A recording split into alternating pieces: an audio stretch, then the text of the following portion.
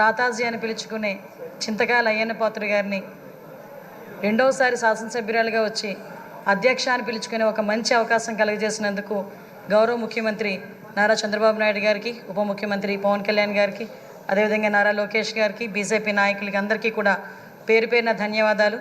అదేవిధంగా ఈ శాసనసభలోకి నన్ను గౌరవంగా పంపించిన నా పాయకరావుపేట నియోజకవర్గ ప్రజలందరికీ కూడా ధన్యవాదాలు, నమస్కారాలు తెలియజేసుకుంటున్నా. 7 సార్లు ఎమ్మెల్యే, 5 సార్లు మంత్రి, 1 సారి ఎంపీ, ఇన్నిసార్లు రాజకీయ జీవితం గడిపినా కూడా ఎక్కడా కూడా భూతద్దం పెట్టి ఎతికినా కూడా ఒక మచ్చ కూడా కనిపించక, కేసు పెట్టాలని ప్రయత్నం చేసినా కూడా ఏమీ కనబడక, నిర్భయ యాక్ట్లు పెట్టుకునే స్థాయికి దిగజారిన ఆ గవర్నమెంట్లో కూడా ఎదురుడి నిలబడిన ధీరుడు మా అయ్యన్న పాత్రుడు గారు, మా తాతాజీ గారు. అటువంటి వ్యక్తిని ఈరోజు స్పీకర్ స్థానంలో కూర్చొని ఈరోజు ఎంతోమంది ఎమ్మెల్యేలకి మార్గదర్శకంగా కూర్చోబెట్టినందుకు నిజంగా అందరికీ కూడా, ఇక్కడ ఉన్న వాళ్ళందరికీ కూడా పేరు పేరున నేను ధన్యవాదాలు, నమస్కారాలు తెలియజేసుకోవాలి. ఎందుకంటే అయ్యన్న పాత్రుడు గారు నా పక్క నియోజకవర్గం. ఎప్పుడూ కూడా గురువు గారిగా నేను రాజకీయాల్లోకి వచ్చినప్పుడు కొత్తగా ఉన్నప్పటికీ కూడా ప్రతి ఒక్క విషయంలోని కూడా మమ్మల్ని గైడ్ చేసి ఈరోజు ఈ పొజిషన్కి తీసుకురాగలిగారంటే ఆ రోజు అయ్యన్న పాత్రుడు గారు ఇచ్చిన స్ఫూర్తి. అయ్యన్న పాత్రుడు గారు 2004లో నేను నర్సీపట్నంలో ఒక టీచర్గా నేను ఉండేదాన్ని. ఎందుకంటే ఈ ఒక్క ముక్క చెప్పాలి, ఎందుకంటే ఈ ఎన్డీఏ గవర్నమెంట్ కానీ తెలుగుదేశం పార్టీ గవర్నమెంట్ కానీ ఒక సామాన్యులను తీసుకొచ్చి శాసనసభలో కూర్చోబెట్టి శాసనాలు తీర్చిదిద్దే విషయంలో ముందు కూర్చోబెడుతున్నారన్న విషయాన్ని తెలియజెప్పడానికి ఒక విషయం చెప్పాలి. 2004లో నేను టీచర్గా నర్సీపట్నంలో పనిచేస్తున్నా. ఆ టైంలో గౌరవ స్పీకర్ గారు అక్కడ ఎమ్మెల్యే. ఆ రోజు నేను వెళ్ళి మీకు బొకే కూడా ఇచ్చున్నా, మీ జన్మదినానికి వచ్చి మేము శుభాకాంక్షలు తెలియజెప్పడానికి యాజ్ ఎ టీచర్గా. మళ్ళీ ఈరోజు ఇక్కడ కూర్చొని ఒక శాసనసభలో ఒక మంత్రిగా, ఒక స్పీకర్గా మీకు ధన్యవాదాలు తెలియజేసుకునే ఒక మంచి అవకాశం ఇచ్చినందుకు తెలుగుదేశం పార్టీ అధినేతగా చంద్రబాబు నాయుడు గారికి అందరి తరపున నేను ధన్యవాదాలు, నమస్కారాలు తెలియజేసుకోవాలి. ముఖ్యంగా మీరు చాలామంది ఇప్పుడు చెప్పారు, 40 సంవత్సరాల సుదీర్ఘ రాజకీయ చరిత్ర, ఎక్కడా కూడా మచ్చలేదు. ఎన్నో పోర్ట్ఫోలియోలు చేశారు, ఎంపీగా చేశారు. అతి ముఖ్యంగా ఒక సామాన్యుడికి అతి దగ్గరగా ఉండి కార్యకర్తకి భరోసాగా నిలబడి అయ్యన్న పాత్రుడు అంటే ఒక బ్రాండ్గా నిల్చున్న వ్యక్తి మీరు. ఇవన్నీ జరగడమే కాకుండా మొన్న 2019 అంటే ఇంతవరకు మనం ఎంతవరకు పనిచేసామనేది ఒక ఎత్తు అయితే 2019 నుంచి 2024 వరకు ఉన్న పీరియడ్ని మనం ఒక బ్లాక్ పీరియడ్ కింద తీసుకోవాలి రాజకీయ చరిత్రలోనే. ఎందుకనంటే ఒక శాసనసభ నడిపించడం చేత కాదు, ఒక అడ్మినిస్ట్రేషన్ చేయడం చేత కాక ఒక నియంత పరిపాలనలో ఆంధ్రప్రదేశ్ రాష్ట్రం అట్టడుగుపోయిందన్న సంగతి మనందరికీ తెలుసు. చాలా సందర్భాల్లో తమరితో కూర్చునేటప్పుడు కూడా నేను ఇన్ని సంవత్సరాలు రాజకీయంలో ఉన్నాను కానీ ఇలాంటి ముఖ్యమంత్రిని చూడలేదు అని ఒక్కొక్క సందర్భంలో మీరు మీ భాషలో చెప్పిన సందర్భాన్ని కూడా ఇక్కడ గుర్తు చేసుకోవాలి. ఎందుకనంటే ఇన్ని సందర్భాలు ఒక ఎత్తు అయితే ఈ 5 సంవత్సరాలు మీరు ఎదుర్కొన్న సమస్యలు, నేను ఈ ఒక్క విషయంలోని కూడా మీ కుటుంబ సభ్యుల్ని కూడా నేను అప్రిషియేట్ చేయాలి సార్. ఎందుకంటే 40 సంవత్సరాల రాజకీయ చరిత్రలో మీరు ఎక్కడా కూడా ఒక మచ్చ లేకుండా మీ రాజకీయ ప్రస్థానం మీరు వెళ్తున్నారంటే అక్కడ మీ సతీమణిగా ఉన్న పద్మావతమ్మ కానీ, మీ కుమారులుగా ఉన్న విజయ్ రాజేష్ గారు కూడా, మా కుటుంబ సభ్యులందరూ కూడా మీకు సపోర్టివ్గా నిలబడ్డాం. లాస్ట్ 5 ఇయర్స్లో మనం చూసుకుంటే విజయ్, రాజేష్, అమ్మ ఈ ముగ్గురు కూడా ఎంతో బాధపడ్డారు. రాజకీయంలో ఉన్నందుకు మనం బాధపడడం, మనం ఆ ప్రాబ్లం ఫేస్ చేయడం అనేది ఒక ఎత్తు అయితే ఎక్కడా కూడా తొనకకుండా వెనకకుండా మీకు సపోర్ట్ చేయటం. ఆఖరికి ఎంత దారుణం అంటే మనవరాల్ని కూడా ఇంట్రాగేట్ చేశారు పోలీసులు వచ్చి. చిన్న పిల్ల 3 సంవత్సరాల పిల్లని కూడా ఇంట్రాగేట్ చేసి ఆ అమ్మాయిని కూడా భయకంపితులను చేశారు. అటువంటి సిచ్యువేషన్లో కూడా ఎక్కడ కూడా కదలలేదు.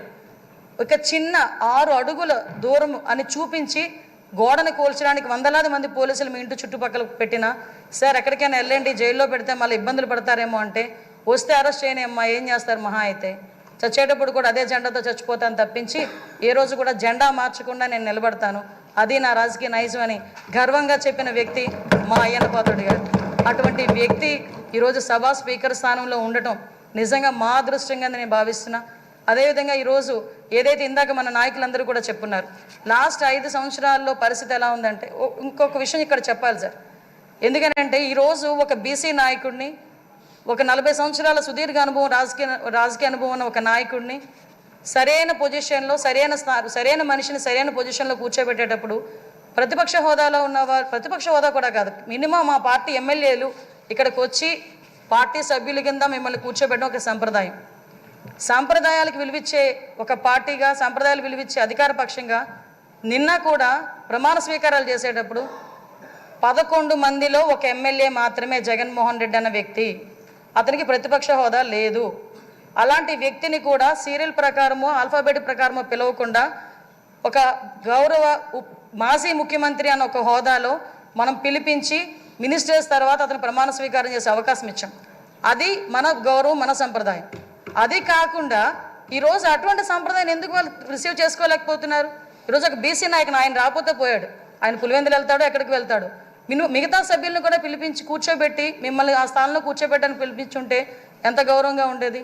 అంటే వాళ్ళకి గౌరవం ఇచ్చి పుచ్చుకోవడం కూడా చేత కాదన్న సంగతి ఈ ఒక్క సభ మొదటి రోజే మనందరికీ కూడా అర్థమైంది. నేను ఒకటే అప్పీల్ చేస్తున్నాను సార్, ఈ సభలో ఇంతకు ముందు జరిగిన అవమానాలు కానీ, ఏ ఆడపిల్లకి కూడా ఇంతకు ముందు జరిగిన అవమానాలు కానీ, ఏ ఒక్కరికి కూడా, ఆడపిల్లలకే కాదు ఇక్కడ శాసన సభ్యులకి కూడా ఎక్కడ కూడా ఎటువంటి అవమానాలు జరగకుండా చూసుకునే బాధ్యత. ఎందుకంటే నాయకుడిగా 40 సంవత్సరాల సుదీర్ఘ అనుభవం చంద్రబాబు నాయుడు గారి కంట కన్నీరు చూసింది ఈ అసెంబ్లీని. అటువంటి ఈ అసెంబ్లీలో ఆ రోజు కౌరవ సభగా ఉన్న అసెంబ్లీలోకి మళ్ళా గౌరవ సభగా వస్తానని చెప్పి ప్రమాణం చేసి ఇంతమంది సభ్యుల్లో గౌరవంగా మమ్మల్ని కూడా తీసుకొచ్చినందుకు ప్రత్యేకంగా ఆంధ్రప్రదేశ్ రాష్ట్ర ప్రజలందరికీ కూడా ధన్యవాదాలు తెలియజేసుకోవాలి.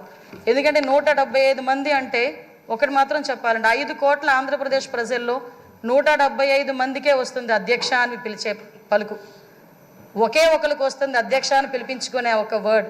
అది మీరవ్వటం నిజంగా మా అదృష్టం, ఉత్తరాంధ్ర ప్రజలు చేసుకున్న అదృష్టంగా నేను భావిస్తున్నా.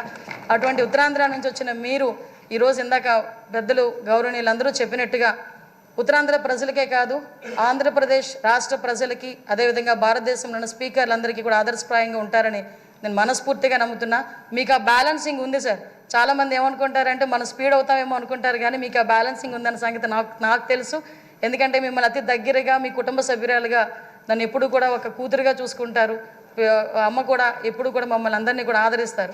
మీకు ఇంకొక విషయం చెప్పి ముగిస్తాను సార్. నేను లాస్ట్ టైం గవర్నమెంట్లో ఏదైతే ఆడపిల్లల మీద ట్రోలింగ్ కానీ, సోషల్ మీడియాలో ట్రోలింగ్స్ కానీ, అదేవిధంగా వ్యక్తిగతంగా మాట్లాడడం కానీ, మీరే కాదండి అక్కడున్న చాలామంది అండి సోషల్ మీడియాలో బాధలు పడ్డాం.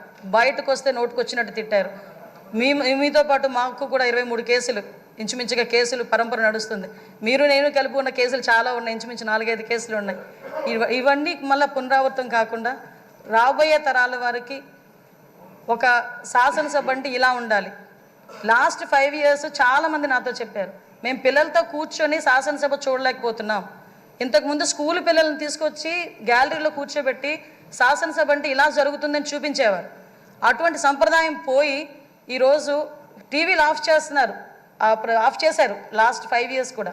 అలా కాకుండా అందరూ కూడా శాసనసభను వీక్షించి జరిగే చట్టాలని కూడా వాళ్ళందరూ కూడా పాలు పంచుకునే అవకాశం కూడా మనందరం కూడా కలిగజేయాలని, దానికే మీరు సూటబుల్ వ్యక్తిగా మేము అనుకుంటూ మీకు మరొకసారి ఉత్తరాంధ్ర తరపున, పాయకరావుపేట నియోజకవర్గం తరపున ధన్యవాదాలు, అభినందనలు తెలియజేసుకుంటున్నాను సార్. Thank you.